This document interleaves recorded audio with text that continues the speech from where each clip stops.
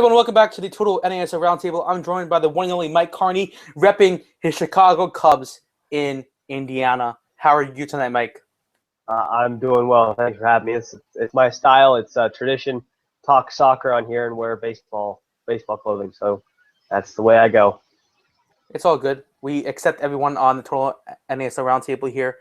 So let's talk about the New York Cosmos losing against the Fort Lauderdale Strikers.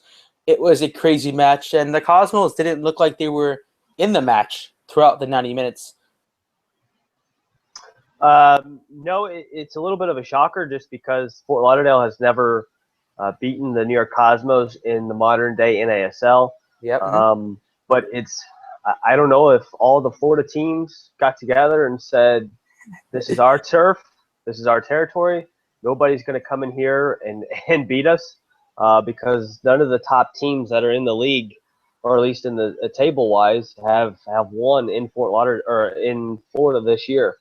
Especially, Indy 11, for example, has gone to Tampa Bay, Jacksonville, Fort Lauderdale, and Miami, and has come away with a draw every time. So, yeah, Florida itself is becoming a very, very tough place to play in the North American Soccer League. Yeah, so Mike touched on that the Strikers made history, and we experienced history, Mike. We saw the Fort Lauderdale Strikers win against the Cosmos, or beat the Cosmos the first time in the modern era, which is very shocking from a Cosmos point of view. Didn't expect that to happen. But what's so great about the Cosmos situation right now is that we are still alive in the spring season, even though we lost. Because you know what happened, guys. Indy 11 choked. No, I'm really joking. You guys drew to Miami FC. The Rowdies, they beat the Fury 2-1. Miami drew 0-0. Mike, can you talk about this match and where did Indy 11 fall short? Well, they had 15 shots on goal.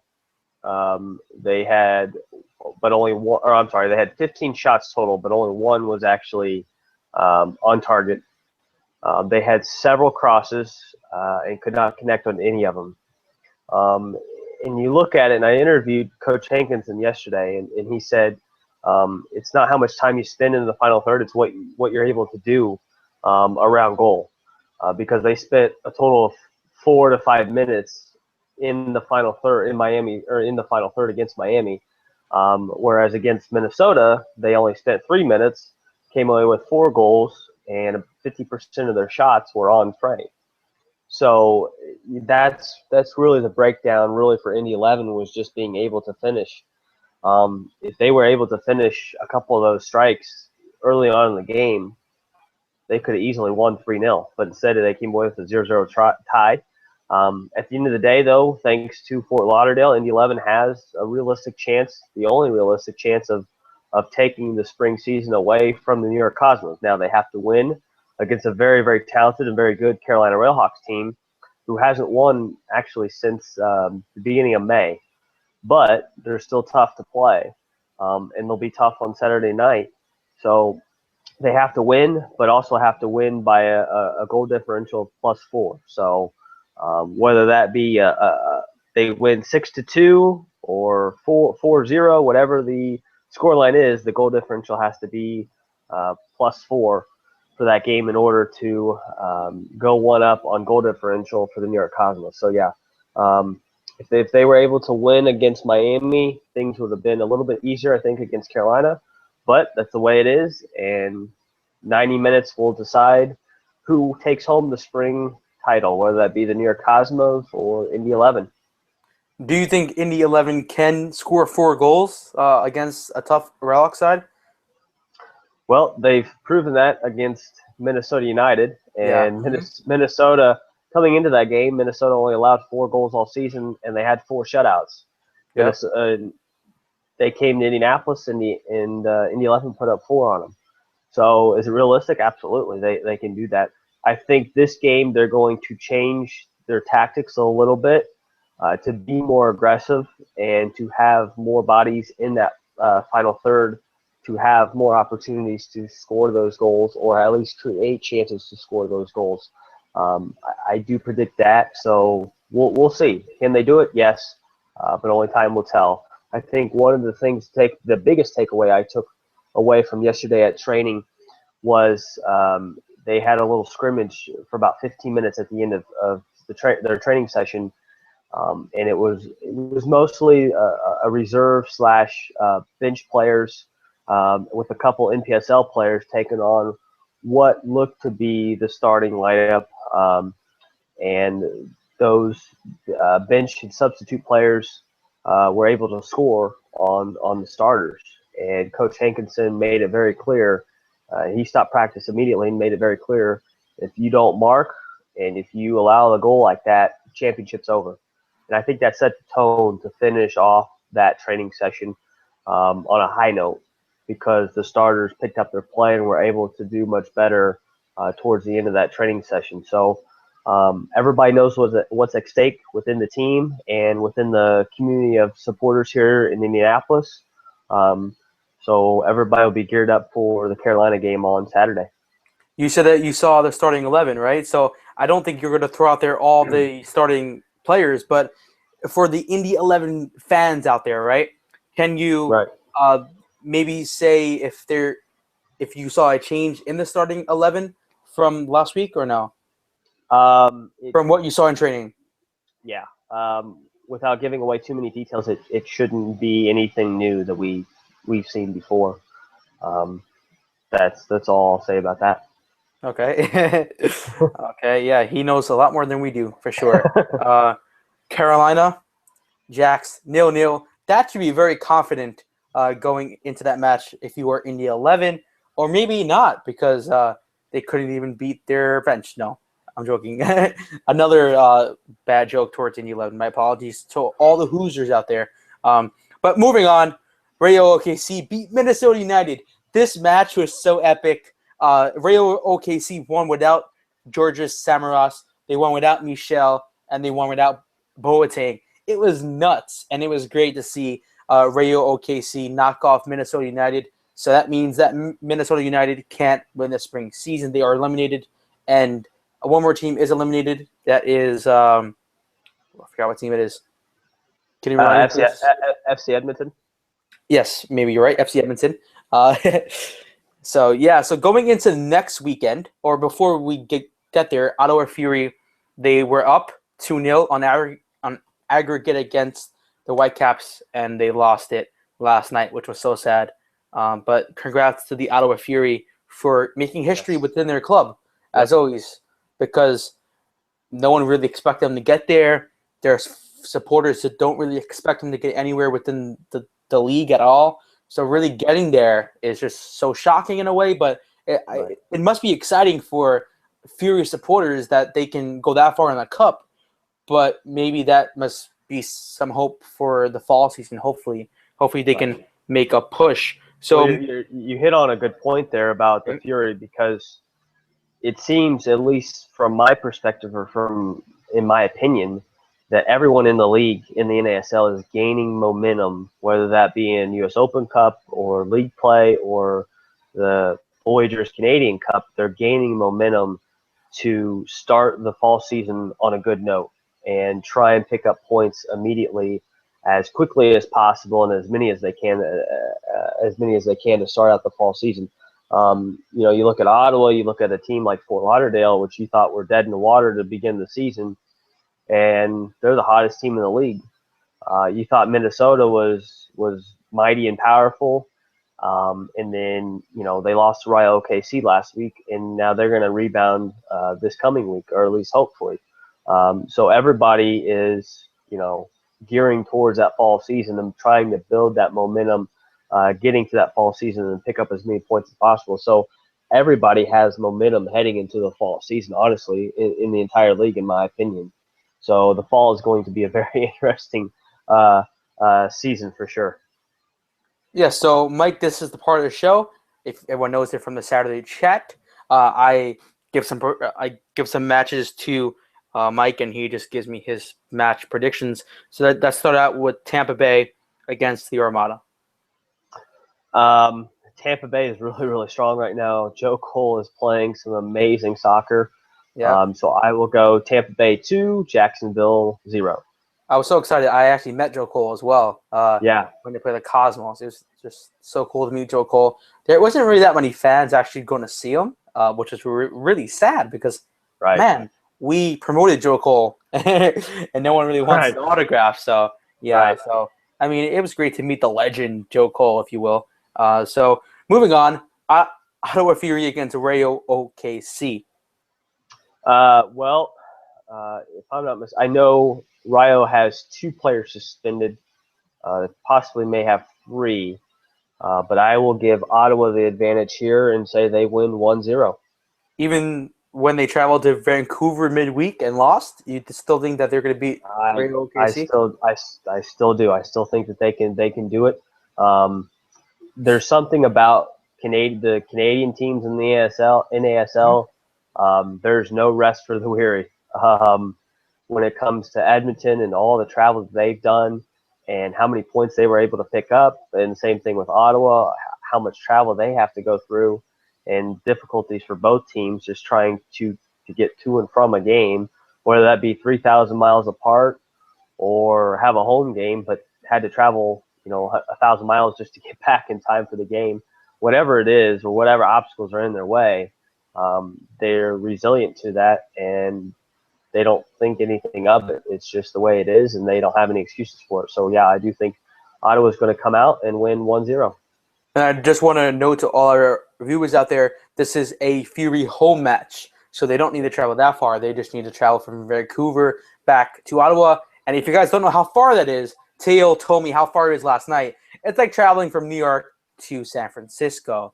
So that is really far, yes. If you're going to, I think it was Steve Sander from Edmonton, say from Edmonton to Vancouver, it's a 10-hour drive.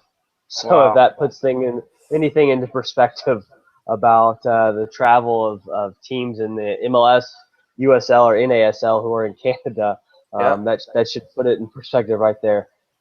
It just goes to show you how big Canada really is as well. So, I mean, a lot of Americans probably don't think about like how far each city really is, but it's really crazy how far everything really is. So don't drive. Take a plane, guys. Take a plane to your cities. So moving on, the show must go on, guys. Indy 11 playing Carolina, of course. Mike's going to say like a 5-0 Indy 11 victory, right? I will go 5-1. So 5-1. Yep. So that means they can get the goal differential of +4, and if it somehow comes down to it for total goals, they would win that battle as well against the Cosmos. And I'm going for like a 10-0 Carolina victory. No, I'm joking. No, like 3-0 would be good for Carolina. That's cool. Redhawks. Only for this one time, Jason. Only for this one time. Minnesota against Miami. Your thoughts, Mike? I see this one coming away with Miami coming away with a 1-1 draw. Wow, I would like to see Miami get the 3 points in this one. They really held you from not scoring. You know what I mean? So their defense is getting really better. Getting it's crazy, right? And imagine they win this match. It would be great. Rayo OKC beat them. Why can't Miami FC beat them? Yeah. Well, I also have to factor in that Richie Ryan and Michael Lahoud were not playing for them at the time. Now they are, and they've dramatically improved. So that is $1 million well spent. Yes. So that is always good to hear. When you're trading that kind of money, it needs to work, right? FC Edmonton, Fort Lauderdale Strikers. This is going to be a good matchup as well on Sunday. Yes. I think FC Edmonton will win this one 1-0. I think that they will end the spring season on a high and beat the hottest team in the league right now in Fort Lauderdale and win 1-0. So let me just throw this out there, Mike. So there's Opening Cup matches next Wednesday. What match are you looking forward to watching besides Indy 11 taking on the Chicago Fire? The big one that I'm looking at is Carolina. They play the Revolution. I think that's going to be a big matchup there. So that's the other game I'll keep an eye on. And the only reason why I am is just because Carolina also plays West Ham United shortly after that in a friendly. So to see how well they do there, see who they get if they advance, and how they do against West Ham United. Similar to Indy 11, where they have to go on the road and play the Chicago Fire, and then come home and have a friendly against Pachuca. So those are the one matchup besides Indy 11 I'll be looking at. Let's talk some more Indy 11. I know everyone wants to talk about almost the league leading Indy 11 as well if they win by 4 goals. Let's talk about your newest signing, which I think caught everyone from surprise. Am I right? Yeah, it caught everybody by surprise. The press conference was in Los Angeles. Yes. So usually when you have a press conference and you're on the email list, you get an email, whatever team you cover, you'll get an email saying, hey, there'll be a press conference for player announcement, yada, yada, yada. And there was nothing. And then all of a sudden it just popped up on yesterday that there was going to be a player announcement, and it was in Los Angeles, and it was Gerardo Torrado, the famous Mexican player, is going to be playing for Indy 11 starting in the fall. I'm not sure if he'll be able or eligible for. He will be eligible for U.S. Open Cup play if they advance past July. He'll be available for that. But his first available match will be a friendly against Pachuca on June 26th, and then he'll be able to play the rest of the spring season. I don't know how long he'll be here, if it's just a contract for the fall season, or if it's a multi-year deal, or what it is. I don't know the details on that. But a huge signing, probably the biggest signing in club history besides Cleberson, who was obviously the famous Brazilian player who played for Manchester United. This really hits the gold mine that Indy 11 has been sitting on, waiting to tap for quite some time. And that gold mine is the Hispanic community here in Indianapolis. One of the largest and still growing populations in the United States is right here in Indianapolis, and that's the Hispanic community.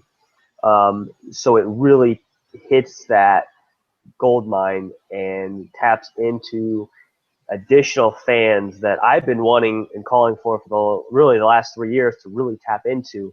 I know last year they were able to bring Monarcas Morelia here as a friendly. Now they're bringing Pachuca. Now they have Gerardo Torrado.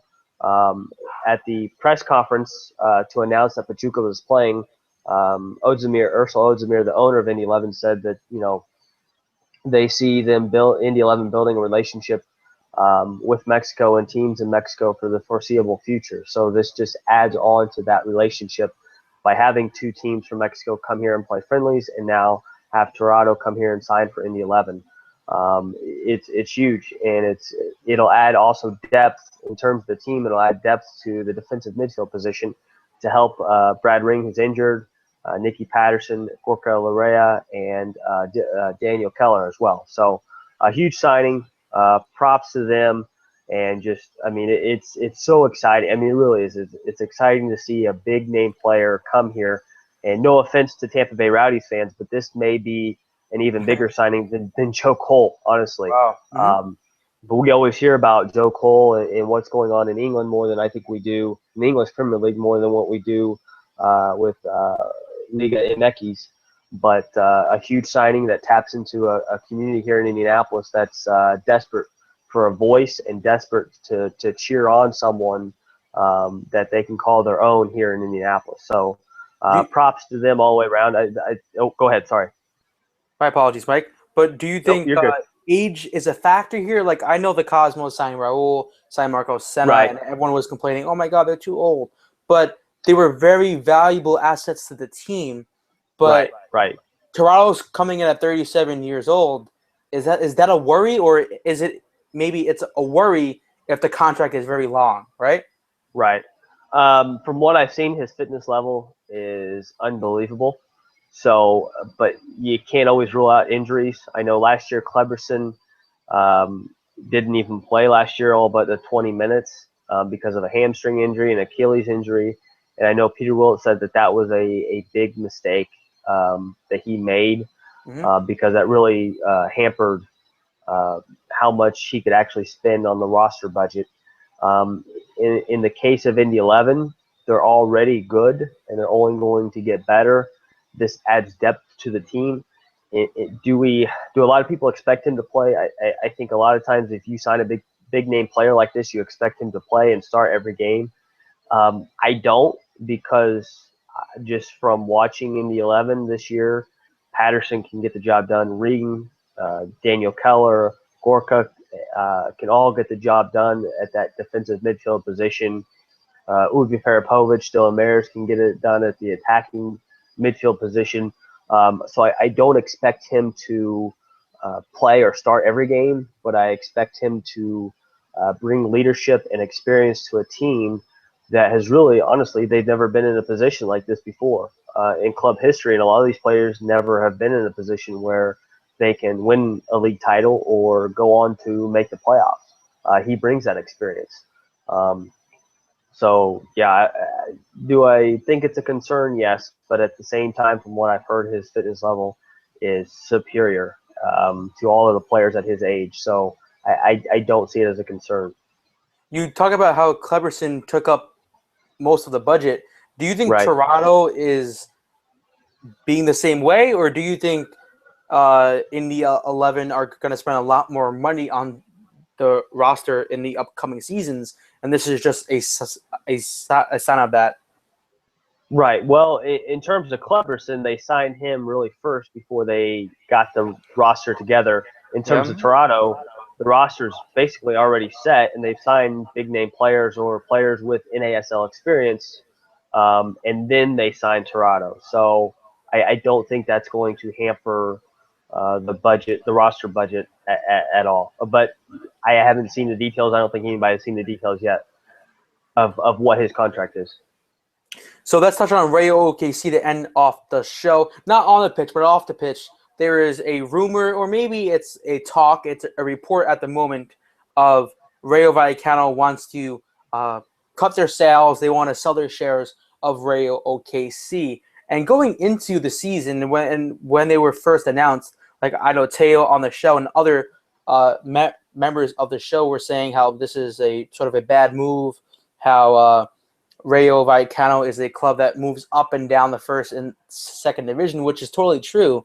But I don't think a lot of people actually thought about how important this foreign investment really is, because on Rayo Vallecano's side, this is a big moment for them because they're growing their brand. But on the other hand, they weren't actually focusing on Rayo Vallecano. They were focusing on Rayo OKC and the future in Oklahoma, which they probably should have focused on La Liga, playing Real Madrid, playing Ronaldo and Messi, not playing Raul or whoever they were playing. Right. So my question to you is, how do you feel about this, or do you think it's okay if they can sort of sell their shares, get out of Oklahoma, and there will be probably a nice investor for Rayo OKC in the future if they sell the team? Well, first of all, in terms of Rayo Vallecano, they have a lot of problems. One, they were relegated this year from La Liga, even though they were one of the best scoring teams in the league, or top scoring teams in the league. And a few of their players had some of the highest percentage or highest total of passes in the league, even up there with Barcelona players. They were relegated. That's the big one. Two is they haven't invested in their stadium. From reports that I've seen and pictures that I've seen, it's essentially crumbling and falling apart. So they haven't reinvested in their stadium and their infrastructure. And three, maybe if they didn't spend that money on Rayo OKC, they could have added a couple additional players to the squad that could help them stay afloat in La Liga. In terms of Rayo OKC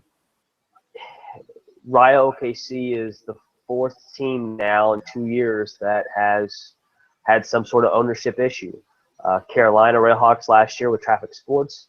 The mess that the Scorpions, the San Antonio Scorpions, were in last year, which have been sold / rebranded and made into another team in San Antonio that play in the USL.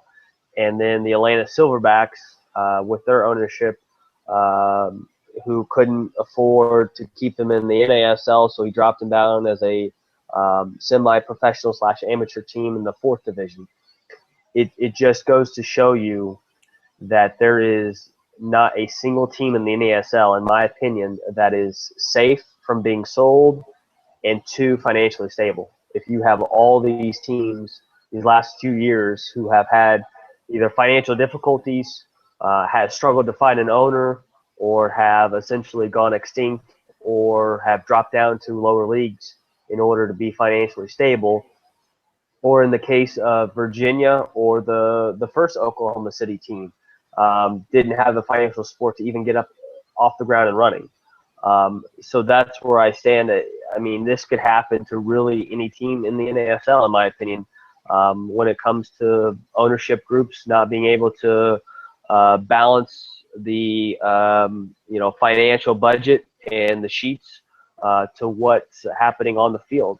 So it's a concern because this can happen to any team in the NASL. So as they grow, they're losing a lot of teams as just as much as they're bringing into the league.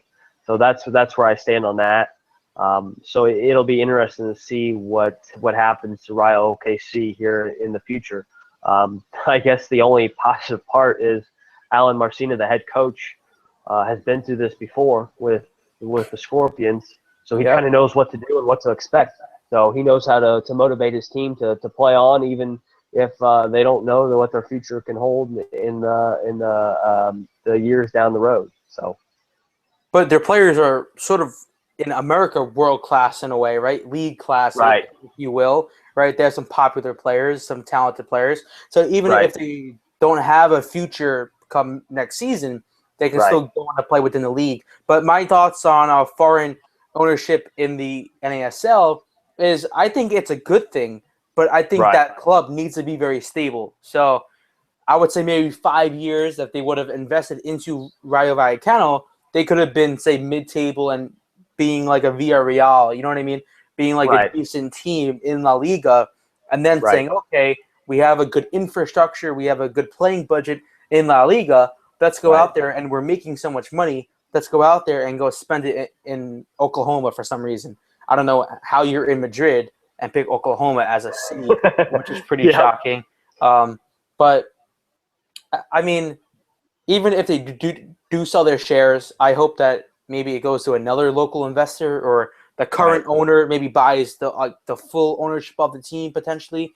If he has the money to do that, I think that would be a very positive sign, and hopefully he would make Rayo OKC, and that it wouldn't be called that anymore as well. Maybe it would if they sort of pay for the rights, if that makes sense, if they can do that, which I don't think they will do. So in the comment section below, put what do you think Rayo OKC should become next season? What name? Like, I was trying to think about that, Mike. Like, what would be a good name? I don't even know. I have no idea. I don't know. I don't even remember what the first Oklahoma. I think it's Oklahoma City FC or something like that. Yeah, but I think that's also an amateur club as well. So I think maybe they can partner together. Maybe. No, so I think that was the intention to begin with, is what that was. The first Oklahoma. They said that they were going to be in the NASL. They said we're going to elevate, right? Isn't that what they said? Yeah. They're like elevate 2016 or something like that. So I thought that was potentially an NASL club. And also I heard on Twitter maybe the Energy and Rayo OKC should merge together and become one very strong NASL team. That's not going to happen, especially with ownership jumping ships. Yeah, two different agreements. Yeah, two different ideas and goals. Yeah. No, but that wasn't from what I thought. It was on Twitter. I read that and I was like, what the hell? Yeah. You know what I mean? But I don't see that happening, especially with the first Oklahoma City ownership group going from one team to the switching sides and going to the OKC Energy, and then I think there was a lawsuit by the NASL about it. So I don't see those two ever coming together or merge. I don't see that happening. But if that would happen, that would be a very stable team and a very strong team in that market for sure. No? Yes, but I don't know how the fans would react to that. I would think they would have to get used to it, no? I mean, like, it's really sad to think about that, but I don't know. Imagine, like, the Cosmos merging with, like, NYCFC. That would be massive. You know what I mean? That would be crazy. Like, I think a lot of people would not support any of those teams, really. Right. They would, like, go support, like, a team like California or something like that. Right. But moving on, that really concludes the show. Mike, I want to just let you predict one more time. So you're trying to tell me that Indy 11 are going to win the spring season come Sunday night? It would be officially. They have a good possibility of doing it. They have the attacking players to do it. They've proven already this year they can put 4 goals in the back of the net. And if the defense holds up, they can come away with a big win. And just to review the tiebreakers, so you have to, if New York Cosmos and Indy 11 were tied on points at the end of Saturday night, it would come down to the first tiebreaker is goal differential. Cosmos own that one right now, 7-4. The second tiebreaker would be total goals, which the Cosmos have 15 and Indy 11 have 11. The third tiebreaker is head-to-head matchups. Indy 11 owns that because they beat the Cosmos on April 16th, 2-1. And then the fourth tiebreaker, which I haven't looked into yet, but that's like goals allowed / away goals. So I don't know. I haven't looked into that one as far because I only seeing the tiebreaker only going 3 deep if need be. So yeah, that's the tiebreaker. And just before we go, I wanted to say I think the only negative part about the Torrado deal is that none of the major TV stations here in Indianapolis and the one major print media station here in Indianapolis didn't even pick it up or cover the Torrado signing for Indy 11, even though Univision and ESPN Deportes picked it up and ran it nationally. Nobody locally here actually had it on TV or in their newspaper or on the radio. The only one had it. The one did have it today. There was a Spanish station. I think it was like 1540. I think Spanish station here in Indianapolis had an interview with him. But other than that, that was the only media outlet that picked it up. The actually big media that picked it up here in Indianapolis. So was that because they didn't hold it in downtown Indiana, or? It could very well be. Plus, on top of that, the Colts mini camp was being held at Lucas Oil Stadium that day, which actually means nothing. I mean, they're just going through a practice and stretches without even hitting or full pads or anything. Well, in Indiana, that's very important, Mike. Yeah. That's very important. You have all the radio stations there. You have ESPN there. Everyone's there on the scene reporting from Colts practice. But you were the only one, or maybe the only one that I know, at the Indy 11 training. That concludes our show. Thank you, everyone, for tuning in. You can follow us on Twitter. Subscribe if you're new, and comment below as you see fit. Thank you, everyone, for tuning in, and we will see you guys next week.